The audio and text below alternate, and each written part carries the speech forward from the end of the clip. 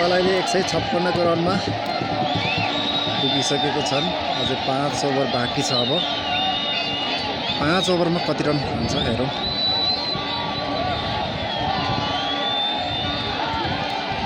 पाँच ओभर बाँकी। पहिलो बल डट वाइड बल। वाइड बल 157 नेपालको स्कोर। 30 बलमा अब कति रन हान्छ हेरौँ है। 30 बल मात्र 30 बल। अब कतिको टार्गेट दिन सक्छ नेपालले। सायद आज नेपालले सबैभन्दा हाइएस्ट टार्गेट दिन सक्ला जस्तो लागिरहेछ।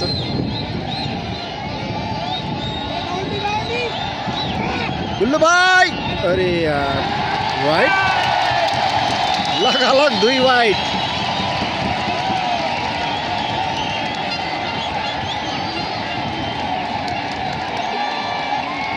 एक 158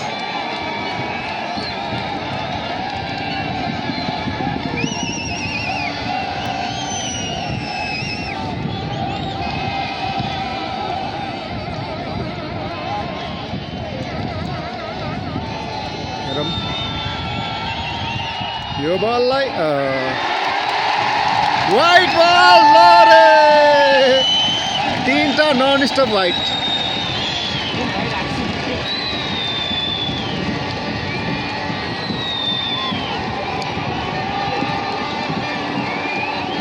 साठी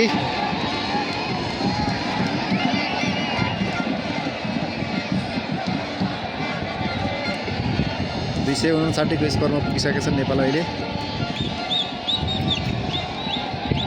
3 बल नन स्टप लगातार वाइड वाइड।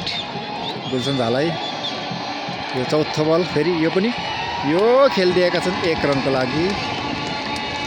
260 को स्कोर अहिले नेपाल। अब स्ट्राइकमा दिपेन्द्र सिंह ऐरी उनको अब 19 रन टाढा हाफ सेन्चुरीको लागि।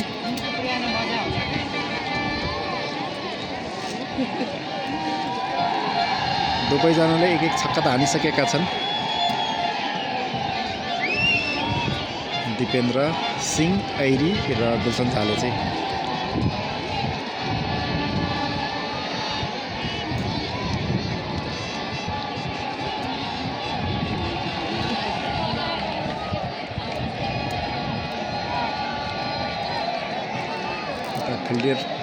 फिल्डरहरू मिलाउँदैछन्।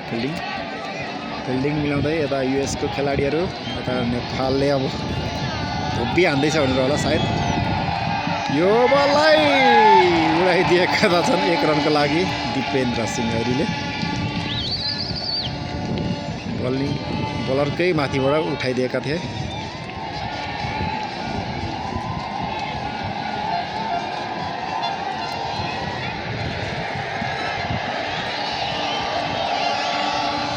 यो हल्ला आइरहेको छ यता।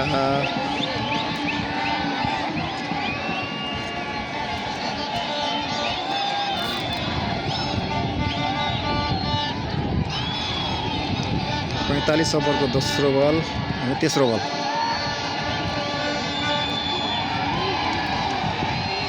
तेस्रो बल वाइड फेरि पनि वाइड। 1 वार्निङ 1 बाउन्सको वार्निङ पनि। यो ओभरमा त 4 वाइड। अझै पनि 4 बल बाँकी नै छ।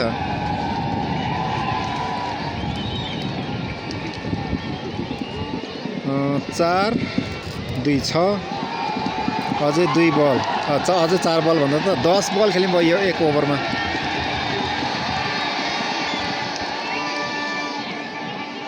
नेपालको स्कोर 262 पुगिसकेका छन् अहिले भने। तेस्रो बल गर्ने क्रममा युएसए का बलर स्ट्राइकमा रहनेछन् गुलसन झा।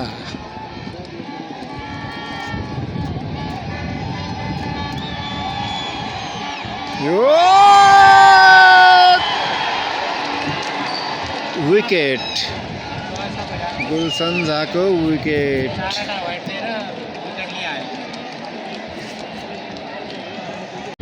अब मात्र 6 बल बाँकी, 308 रन।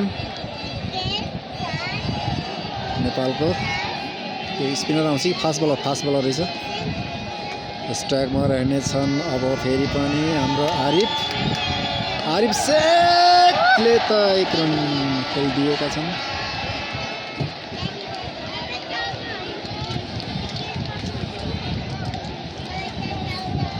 तीन 320 पुऱ्याउनु पर्ने। 320 बलै हुन्थ्यो क्या होइन? टोटल बल 320 हुन्थ्यो होइन? 50 ओभरमा 320 हो।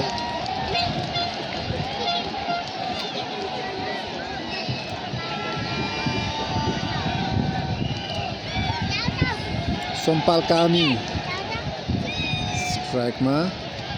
हेरौँ सोमपाल कामीले बाउन्ड्री हाल्न त यो ओभरमा।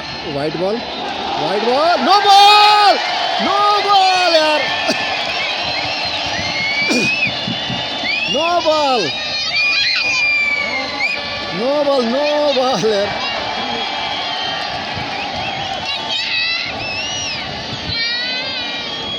फ्री हिट के गर्छन् अब हेरौँ। सोमपाल कामीले फ्री हिटको बल सदुपयोग गर्न सक्छ कि सक्दैन? 310 त्यो स्कोरमा पुगिसकेका छन् नेपाल अहिले।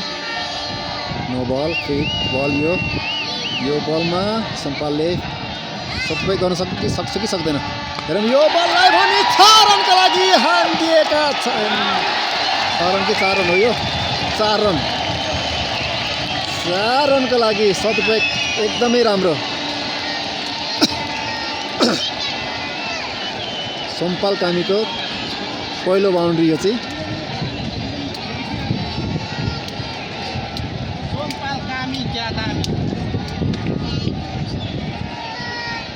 फ्रिटलाई चाहिँ एकदमै सदुपयोग चाहिँ एकदमै राम्रो गरिदिएका थिए सोमपाल कामी। ओभरको दोस्रो बल चाहिँ ओभरको दोस्रो बल है। दोस्रो बललाई पनि उडाइदिएका त ओ बाल बच्यो। ओ रन आउट सोमपालको रन आउट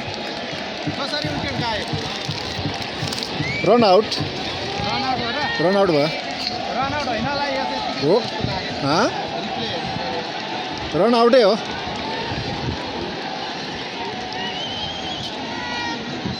पहिलो रन त लिए, दोस्रो रन लिने क्रममा गयो।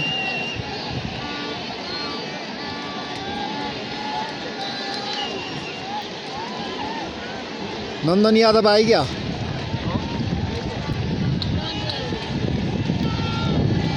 ओ यादव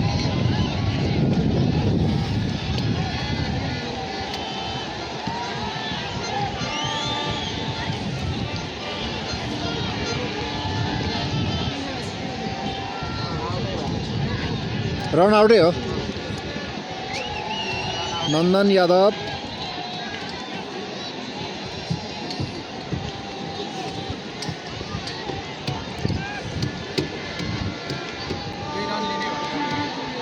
त्यो 1 रन ल्याएको भए चाहिँ हुन्थ्यो। आरिफले छोडिदिनु पर्ने थियो कि।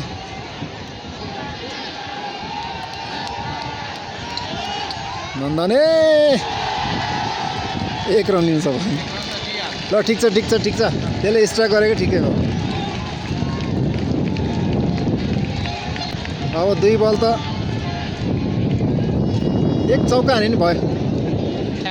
320 21 को टार्गेट हुने हो।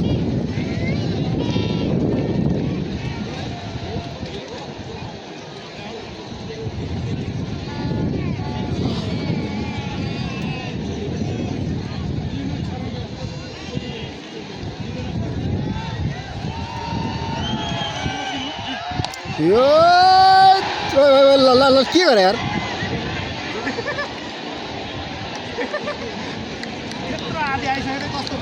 1 रन ला लिनु पर्थ्यो कि। ऊ चौका हान्छु भनेर गरे।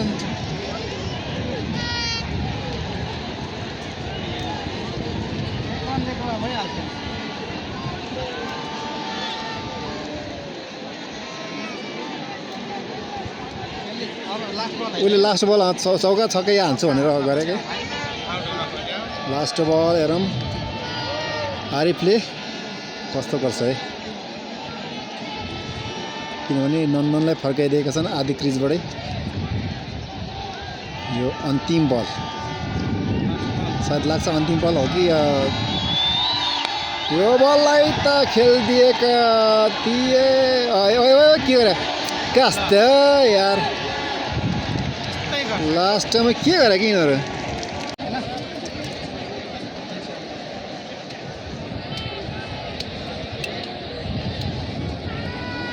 नेपालले टार्गेट आज चाहिँ जे होस् एकदमै राम्रो दिएको छ 7 विकेटको नोक्सानीमा नेपालले 318